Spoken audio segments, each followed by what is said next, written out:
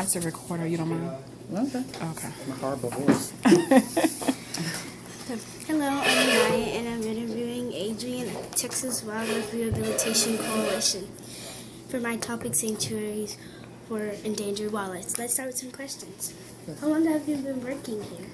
I have been working here about a year. What is your main focus at the TWRC sanctuary? My wildlife rehab? No, what is your main focus here? What is the center's main focus? Yeah. Just on keeping up the health of Texas wildlife. Injured animals, or from getting them rehabilitated so they can go back out in the wild where they belong. What do you do here? I do a little bit of everything. I work in the vet room. When people bring in an injured or an orphaned animal, I assess their health and see what all they need. And then after they get stabilized, I call a rehabber that does that certain animal, like a squirrel rehabber if we have a squirrel, and they will come and pick it up and take care of it. When you get an ill or sick animal, what do you do with it? We take it back to the vet room and we see, does it need first aid? Does it need fluids? Does it need to be warmed up? Does it have a broken leg?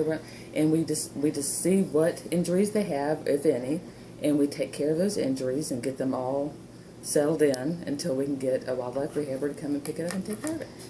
About how many people do you think volunteer here each year? Probably, I would say close to 100. Pretty good number.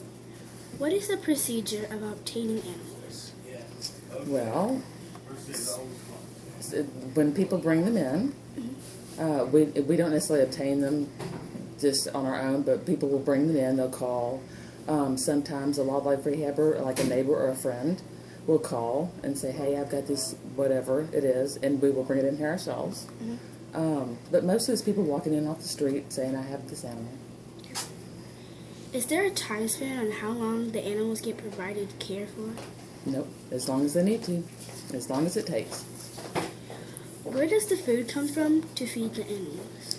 Donations. Some of it we have to buy, but a lot of it comes from nice people that donate the stuff we need, like acorns and pecans and things like that. And the last question, what are challenges you face on a daily basis, and are there veterinarians on the site 24/7?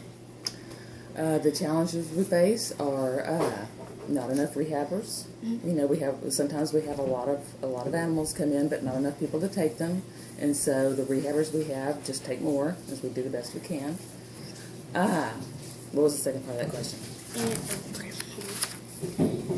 And are there veterinarians on site 24/7? There is not a veterinarian on site 24/7. We have trained veterinary staff. They're not veterinarians, but when we need a veterinarian to come in, they will either come in or we will bring the animal to them. Thank you.